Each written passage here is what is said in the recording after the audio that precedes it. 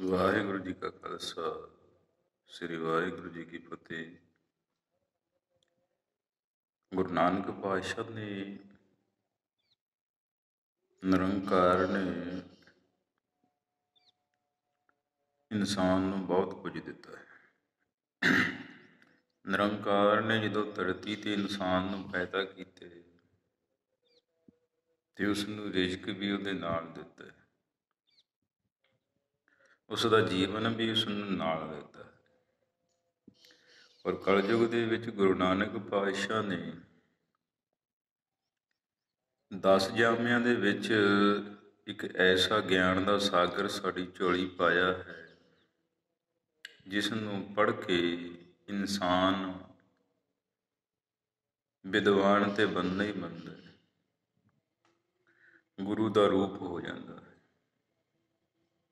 ਭਾਵ ਕਿ ਨਾਨਕ ਲੀਨ ਭਇਓ ਗੋਬਿੰਦ ਸਿਓ, ਜੋ ਪਾਣੀ ਸੰਗ ਪਾਣੀ। ਭਾਵ ਕਿ ਗੁਰੂ ਦਾ ਰੂਪ ਹੋ ਜਾਂਦਾ ਹੈ। ਔਰ ਜਿਵੇਂ ਪਾਣੀ ਦੇ ਵਿੱਚ ਪਾਣੀ ਰਲ ਜਾਵੇ ਤੇ ਪਾਣੀ ਦਾ ਪਤਾ ਨਹੀਂ ਨਾ ਚੱਲਦਾ, ਇਸੇ ਤਰ੍ਹਾਂ ਗੁਰੂ ਨਾਨਕ ਦੇ ਸਿੱਖ ਨੇ ਜਿਹੜੇ, ਉਹ ਜਦੋਂ ਬਾਣੀ ਪੜ੍ਹਦੇ ਨੇ ਤੇ ਗੁਰੂ ਨਾਨਕ ਦਾ ਰੂਪ ਹੋ ਜਾਂਦੇ ਨੇ, ਵਿੱਚ ਸਮਾ ਜਾਂਦੇ ਨੇ। ਔਰ ਇਸੇ ਕਾਰਨ ਕਰਕੇ ਕਈ ਭਗਤਾਂ ਦੇ ਅੰਦਰ ਹਉਮੈ ਤੇ ਹੰਕਾਰ ਪੈਦਾ ਹੋ ਜਾਂਦਾ ਹੈ। ਉਹ ਖੁਦ ਨੂੰ ਵੀ ਗੁਰੂ ਸਮਝਣ ਲੱਗ ਜਾਂਦੇ ਨੇ। ਇਹੀ ਸੰਸਾਰ ਦੀ ਸਮਝ ਤੋਂ ਬੇਸਮਝ ਹੋ ਗਿਆ। ਦੇਖੋ ਪਿਆਰਿਓ, ਭਗਤੀ ਕਰਨੀ, ਬੰਦਗੀ ਕਰਨੀ ਤੇ ਗਿਆਨ ਨੂੰ ਪ੍ਰਾਪਤ ਕਰਨਾ, ਇਹੀ ਜੀਵਨ ਹੈ।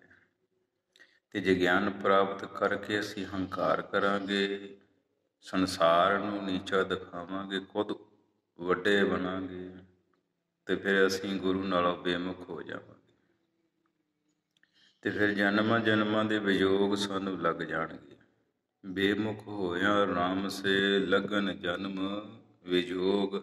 ਔਰ ਬੇਮੁਖ ਇਹ ਨਹੀਂ ਹੈਗਾ ਕਿ ਅਸੀਂ ਗੁਰਸਿੱਖ ਹੋ ਕੇ ਵੀ ਬੇਮੁਖ ਨਹੀਂ। ਇਹੀ ਇੱਕ ਬਹੁਤ ਵੱਡਾ ਭੁਲੇਖਾ ਹੈ। ਇਨਸਾਨ ਚਾਹੇ ਸਾਬਤ ਸੂਰਤ ਹੈ, ਇਨਸਾਨ ਚਾਹੇ ਗੁਰੂ ਦਾ ਲਿਬਾਸ ਪਹਿਨਦਾ ਹੈ, ਗੁਰੂ ਦੇ ਪਿਆਰੇ ਸਿੱਖ ਦਾ ਲਿਬਾਸ ਪਹਿਨਦਾ ਹੈ, ਪਰ ਜੇ ਅੰਤਰਮੁਖੀ ਜੀਵਨ ਤੋਂ ਬੇਮੁਖ ਹੈ, ਗੁਰੂ ਤੋਂ ਬੇਮੁਖ ਹੈ, ਤੇ ਗੁਰਮੁਖ ਫਿਰ ਬੇਯੋਗ ਹੀ ਬੇਯੋਗ ਨੇ। ਇਹ ਨਾ ਸਮਝੋ ਕਿ ਪ੍ਰਾਪਤੀਆਂ ਹੋਣਗੀਆਂ। ਮਨ ਨੂੰ ਨੀਵਾਂ ਔਰ ਇਕਾਗਰ ਚਿੱਤ, ਹਿਰਦੇ ਦੇ ਵਿੱਚ ਹਰ ਵਕਤ ਹਰੀ ਦਾ ਜਾਪ। ਕਬੀਰ ਸਾਹਿਬ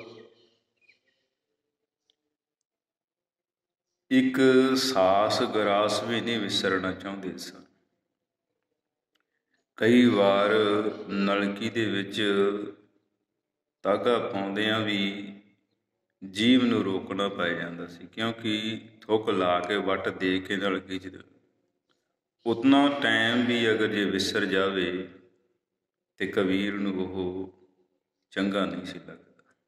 ਭਗਤਾਂ ਦਾ ਹਿਰਦਾ ਇਸ ਹੱਦ ਤੱਕ ਸ਼ੁੱਧ ਹੋ ਜਾਂਦਾ ਹੈ, ਇਸ ਹੱਦ ਤੱਕ ਉਹ ਪਿਆਸ ਵੱਧ ਜਾਂਦੀ ਹੈ। ਫਿਰ ਉਹਨਾਂ ਨੂੰ ਕੋਈ ਵੈਰ ਨਹੀਂ ਦਿਸਦਾ, ਕੋਈ ਵਿਰੋਧ ਨਹੀਂ ਦਿਸਦਾ।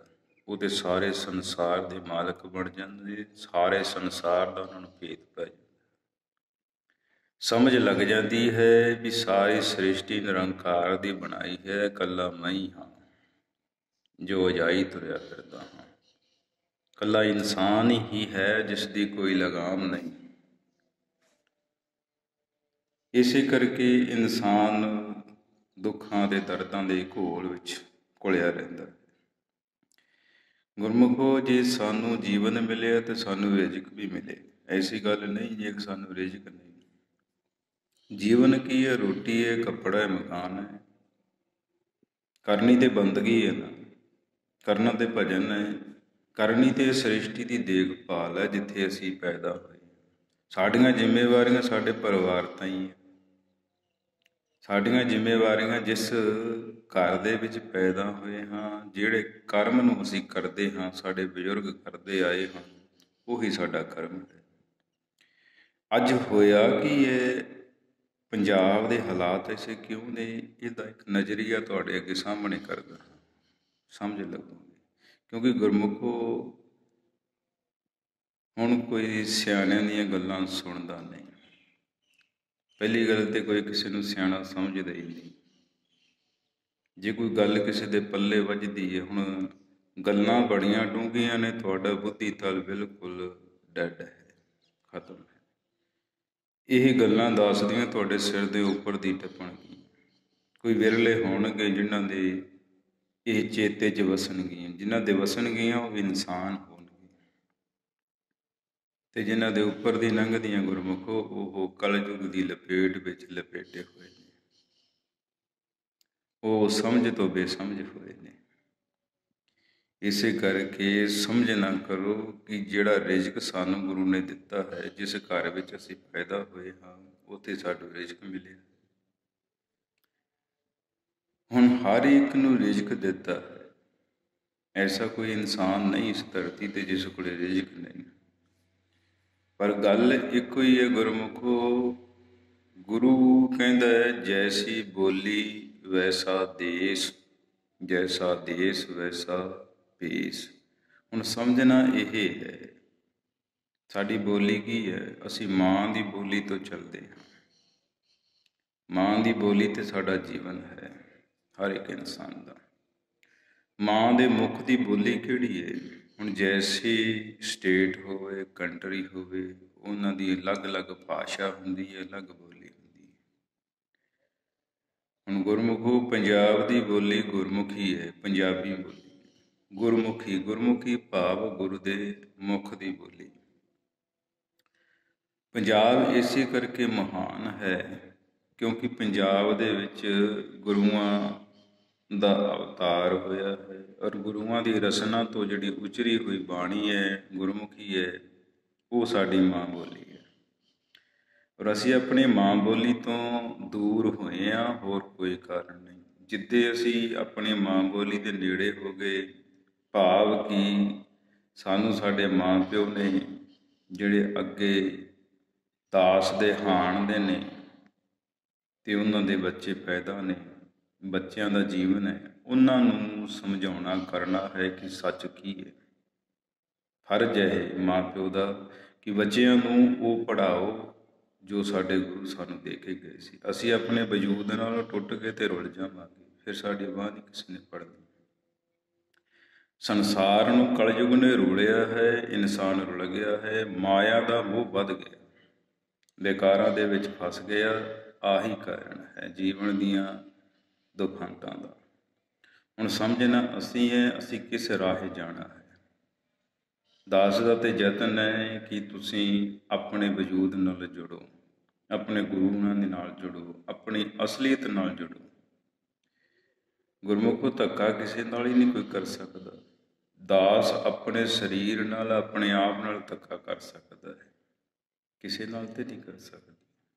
ਨਹੀਂ, ਸਮਝ ਹੈ। ਜੇ ਗਿਆਨ ਲੈਣਾ ਹੈ ਤਾਂ ਫਿਰ ਗੁਰੂ ਕੋਲੋਂ ਮਿਲਦਾ ਹੈ, ਔਰ ਜਿਸ ਦੇ ਹਿਰਦੇ ਦੇ ਵਿੱਚ ਗੁਰੂ ਹੋਵੇ ਉਹ ਗੁਰਮੁਖੋ ਪੂਰਨ ਗਿਆਨ ਯੋਗ ਹੁੰਦੇ ਨੇ। ਦਾਸ ਨਹੀਂ ਆਂਦਾ ਕਿ ਦਾਸ ਗੁਰੂ ਦਾ ਸਿੱਖ ਹੈ, ਨਹੀਂ।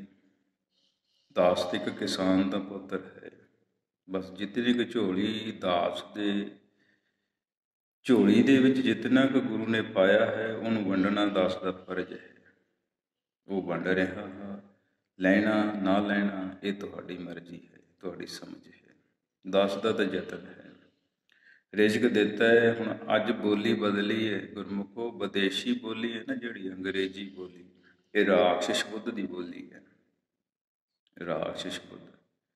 ਜੋ ਵੀ ਇਨਸਾਨ ਇਸ ਬੋਲੀ ਨੂੰ ਪੜ੍ਹਦਾ ਹੈ ਉਹ ਰਾਖਸ਼ ਦਾ ਰੂਪ ਹੋ ਜਾਊਗਾ, ਸਹਿਜੇ ਸਹਿਜੇ।